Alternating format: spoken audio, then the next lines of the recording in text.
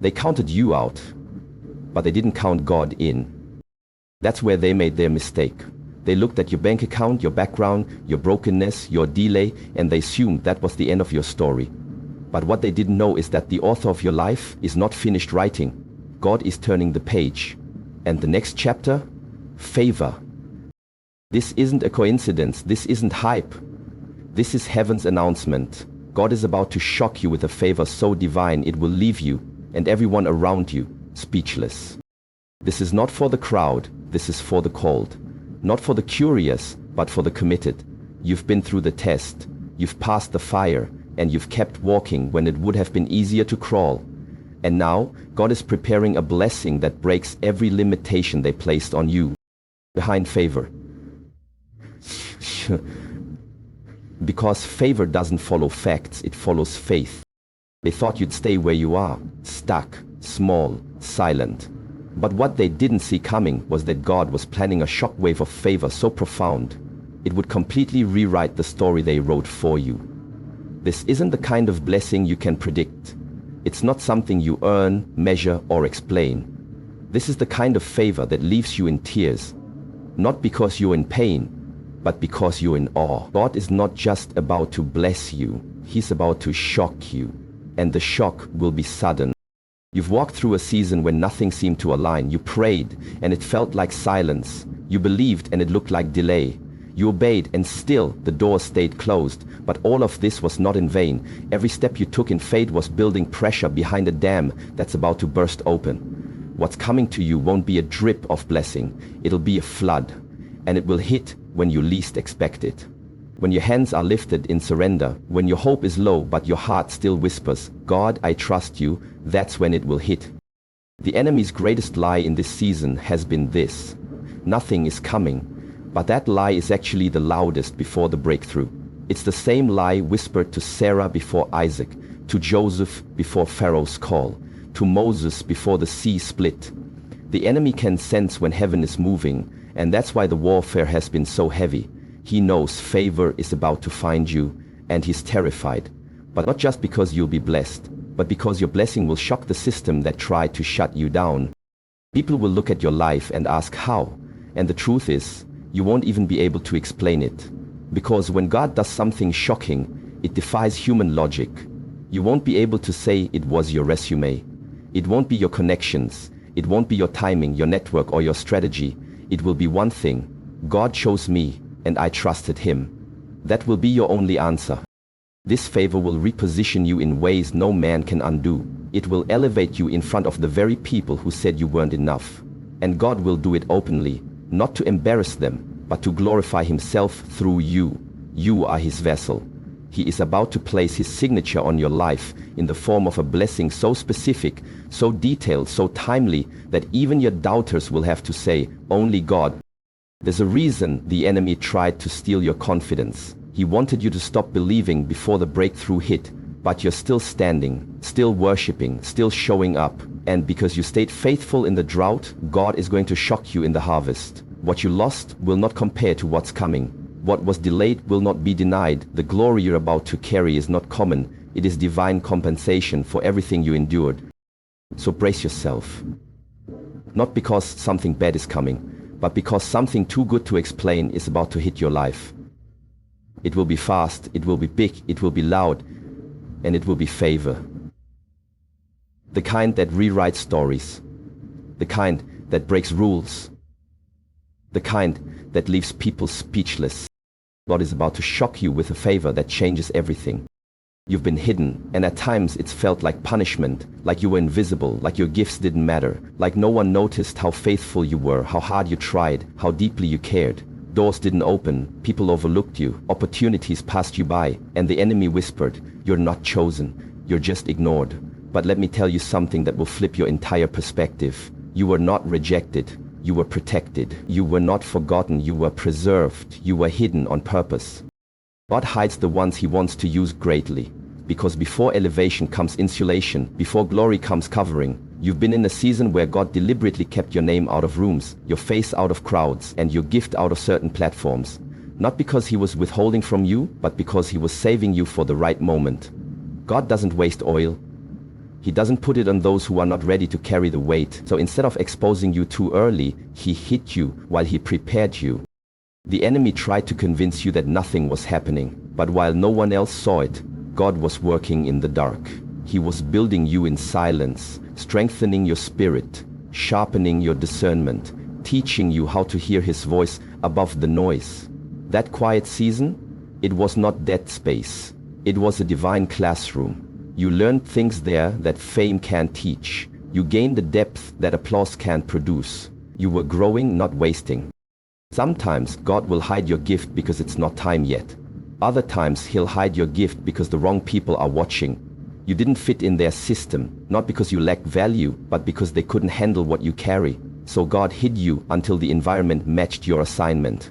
If you had been exposed prematurely, they would have tried to limit you, label you, or misuse you. That's why the door didn't open then. That's why they didn't invite you in. That's why the promotion didn't land. Not because you weren't ready, but because they weren't ready to receive the real you. God is so intentional with favor that he doesn't just give it to you. He protects it around you. He preserves your anointing from being drained by the wrong people. He shields your destiny from being polluted by counterfeit opportunities. You thought the no meant you weren't worthy, but in heaven's language that no was really not yet. Because what's coming requires a level of readiness that only hiddenness can produce. Now hear this. Your hiding season is almost over. The same God who concealed you is the one who will reveal you, and when he does, it will make sense. Every closed door, every delayed invitation, every time they passed you by, it will all connect. Because God doesn't hide forever. He hides for a moment, and then he reveals for impact. You're not going to step out small. You're going to step out with fire, with clarity, with purpose. And the world won't be ready for what's about to be unveiled. When people finally see you, they'll assume you just appeared, but they won't know the years God spent refining you in the secret place. You were being made in the dark so you could shine in the light without losing your soul. So take heart, that feeling of being overlooked wasn't rejection. It was divine strategy. God has been keeping you hidden for the right release. And when he reveals you, it won't just be to shine, it will be to shake systems, break chains, and walk in unstoppable favor. Your time in hiding is the proof that your unveiling will be unforgettable. Favor doesn't follow talent. It doesn't chase popularity. It doesn't cling to titles or track fame. Favor follows faith, especially the kind that holds on when everything looks finished. The kind of faith that doesn't fold in the fire, that still believes when the breakthrough hasn't come, that dares to trust God when the facts scream otherwise. That's the kind of faith heaven rewards. Because the doorway to divine favor isn't status, it's surrender. It's not charisma, it's conviction. The truth is, favor often shows up in situations that don't make sense. It doesn't arrive when all the boxes are checked and all the lights are green. It shows up in chaos, in barrenness, in contradiction. It shows up when the math doesn't work, when the timing seems off, when people say it's over. Why? Because God is drawn to faith that ignores the odds. Faith that stands in the storm and says, even now, he is able. Faith that doesn't need to see the whole staircase to take the first step. That's why your current situation isn't a disqualifier. It's a setup. God didn't overlook you. He's watching how you believe when it looks impossible. He's watching how you obey when there's no applause. He's watching how you remain loyal when the waiting stretches longer than you planned. That kind of faith is the breeding ground for favor. Because anyone can believe when things are easy. But real favor is drawn to the ones who say, I will trust you here even when here looks like a dead end. The favor is not logical. It doesn't ask for permission. It doesn't require explanation. It's the supernatural yes of God in a world full of no. And it lands on those who dare to believe him without proof. People around you may not understand it. They may look at your life and say, why are you still praying? Why are you still believing? Why do you still serve when nothing seems to be moving? But they don't know what you know. They don't see what you see. They haven't heard what you heard in the secret place. You're not holding on to hype. You're holding on to a word. And the thing about faith is this. It doesn't just move mountains. It moves favor. When God sees unwavering faith, he releases unprecedented grace. When he sees that you're not trusting in the outcome, but in him, He pours out favor that makes no sense. The kind of favor that opens doors you did not on. The kind that calls your name in rooms you've never entered. The kind that takes what should have been a dead season and turns it into a destiny moment. That's what makes your faith so dangerous to the enemy. Because faith is a magnet for miracles. It attracts the favor of God in such a way that it interrupts the natural and ushers in the supernatural. That's why he's been trying to attack your belief, steal your confidence, shake your trust, because he knows your faith is the bridge to your next level. So don't let the facts fool you. Don't let the silence scare you. Don't let the delay convince you it's over. Favor is not gone, it's watching. It's waiting for your faith to say, even if nothing changes, I still believe. And the moment that kind of faith rises, the door swings open. Favor finds its target. Your faith is unlocking something in the spirit that no man can close. What you're about to walk into will have nothing to do with qualifications or credentials. It'll be because heaven saw your heart and responded. Because when faith stays firm, favor starts moving. And once it starts moving, no force on earth can stop what God has ordained for your life. Favor doesn't follow the rules. It rewrites them. When God places his hand on your life, he doesn't wait for human systems to approve it. He doesn't consult protocols, procedures, or the opinions of people in power. He moves according to his will, not the world's way. And when divine favor shows up, it interrupts the normal. It disrupts the expected. It breaks the pattern. You've been taught that things must happen step by step. That before you can rise, you must qualify. That before doors open, you must network. That before you're seen, you must climb the ladder. But favor throws that formula out the window, because favor is not a reward for performance. It's an expression of God's sovereignty. He chooses whom he chooses. He elevates whom he wills. And when he decides to favor you, no system can stop what he set in motion. Just look at how Jesus operated. He didn't go to the palace to find leaders. He went to the fishermen. He didn't pick the polished. He picked the surrendered. He bypassed the ones who thought they deserved it and elevated the ones who knew they didn't. That's favor. It doesn't make sense on paper. It makes sense only in the spirit. God's favor is disruptive by design. It's not meant to fit inside the boxes people create. That's why it makes people uncomfortable. That's why some will question your rise, criticize your opportunity, and accuse you of skipping steps. But what they don't understand is that you didn't skip steps. You were just elevated by the Spirit. When God favors you, it's not about speed, it's about divine placement. And when God places you, no man can replace you. You may not have the degree, but you'll get the job. You may not have the experience, but you'll lead the room. You may not have the money, but you'll own the land. Because favor doesn't check your qualifications, it checks your obedience.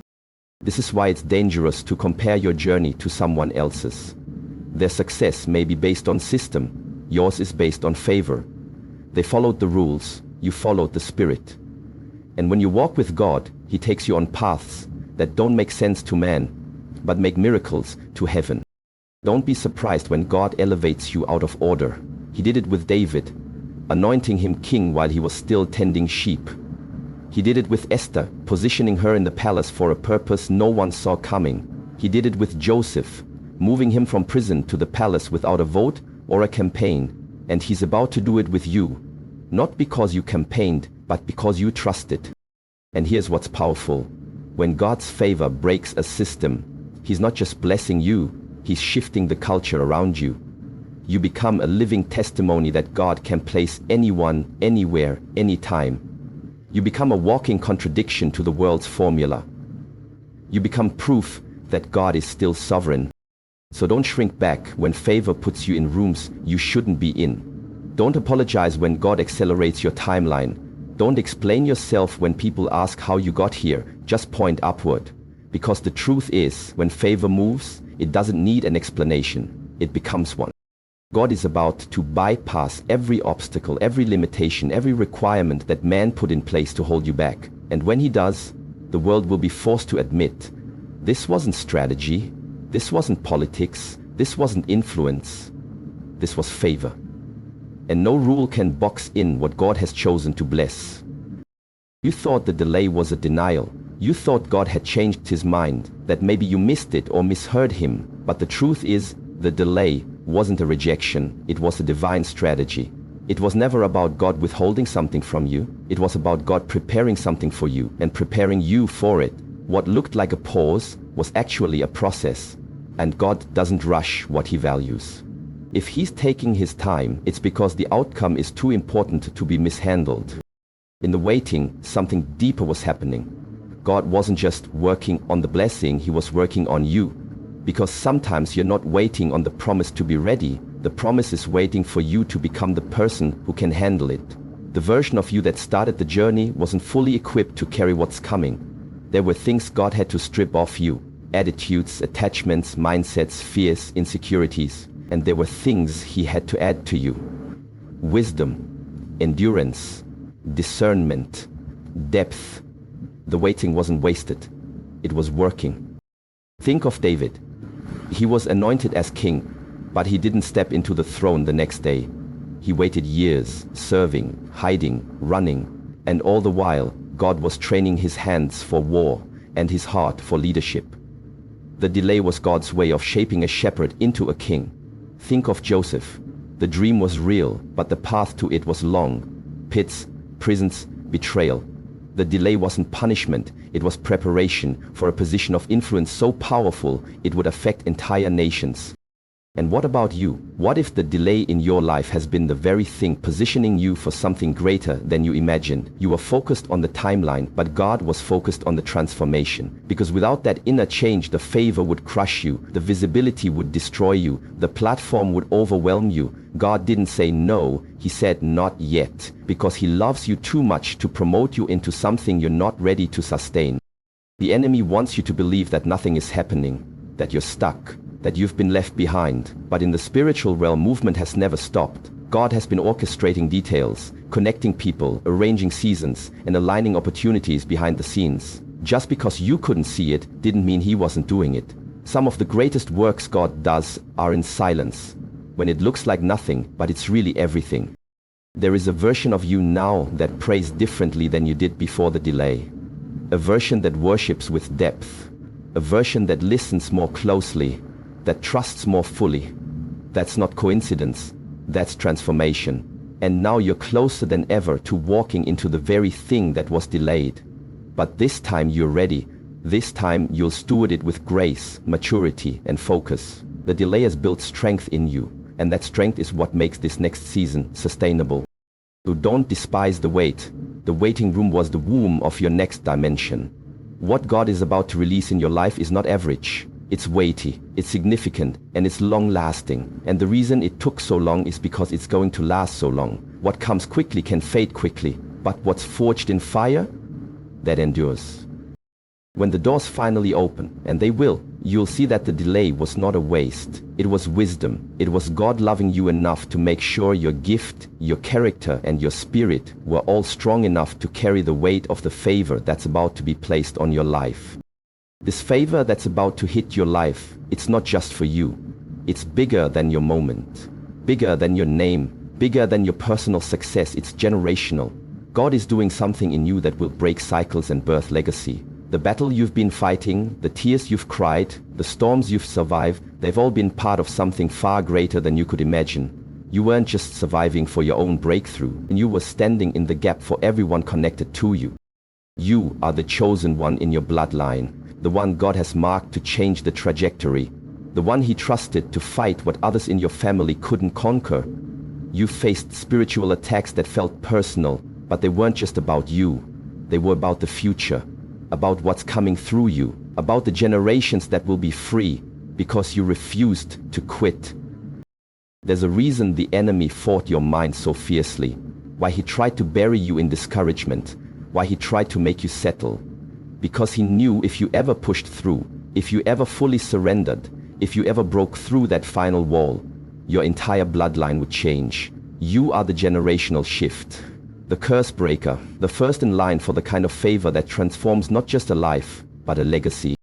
The favor that's coming will bless your children and your children's children. It will open doors that stayed closed for decades. It will restore what was stolen from your family. Where there was addiction, there will be freedom. Where there was poverty, there will be overflow. Where there was trauma, there will be healing. This isn't just about your house being blessed. It's about your name being rewritten. God is going to use your life as a turning point. The same way he used Abraham to birth a nation, the same way he used Ruth to link to David's lineage, the same way he used Mary to bring the Messiah. God always chooses someone in a generation to shift the direction. And now, he has chosen you. That's why you felt the weight so heavily. That's why the pain has been so personal. Because the enemy was hoping you'd give up before you realized who you really are. Before you understood what's truly at stake. But you didn't break. You didn't walk away. You may have bent under the pressure, but you stayed the course. And now, your obedience has positioned your family for divine favor. Don't be surprised when doors open for people around you because of what you carried in silence. Don't be shocked when blessings fall on others connected to you. It's the overflow of your surrender. Your walk with God is producing more than personal victories. It's producing generational fruit. You are standing at the intersection of what was and what will never be again. And your yes to God is closing the door on curses that ran for generations. When favor lands on your life, it will send a ripple effect. Marriages will be healed. Minds will be renewed. Children will walk into rooms you only dreamed of. Opportunities will arise for your lineage that no one in your family has ever seen. And it won't be random. It will be the harvest of every prayer you whispered when no one else saw you, every night you worshipped with a heavy heart, every moment you stood when it would have been easier to run. You were chosen for this. You are the one God trusted to carry the weight, and now the reward is coming, not just for you, but for everyone connected to your name. God is about to shock you with a favor so generational, it will make up for every battle, every delay, and every sacrifice. And when the favor falls, it will fall like rain, not just on you, but on everything and everyone beneath your covering. This is not just personal, this is legacy.